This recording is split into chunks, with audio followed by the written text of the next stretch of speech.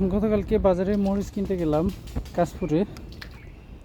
দেখলাম যে 300 টাকা কেজি, 250 টাকা কেজি, 300 টাকা কেজি। এই যে দেখুন, এখন বাড়িতে এসে যা দেখতে পেলাম, গাছে আলহামদুলিল্লাহ মরিচ আছে মোটামুটি। এখান থেকে যদি আমি মরিচ নিয়ে যাই কিছু, তাহলে হয়তো 2-3 দিন খাওয়া যাবে। কারণ কাঁচা মরিচের তরকারি কিন্তু অন্যরকম একটা স্বাদ, অন্যরকম একটা ঘ্রাণ।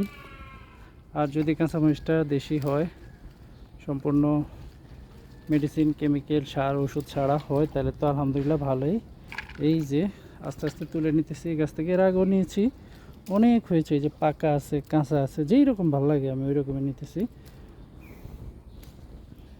এই মরিচগুলো কিন্তু অনেক ঝাল, মরিচগুলি অনেক ঝাল, অনেক অনেক স্বাদ, অনেক ঝাল, অনেক ফ্লেভার মরিচগুলি। ভর্তা, তরকারি, তারপরে যে কোনো কিছুর সাথেই মরিচগুলি খাওয়া যায়। মরিচগুলো নিতেছি, খুব মজা হবে। এই যে মোটামুটি 250 গ্রামের মতো হবে, সবগুলি তুলে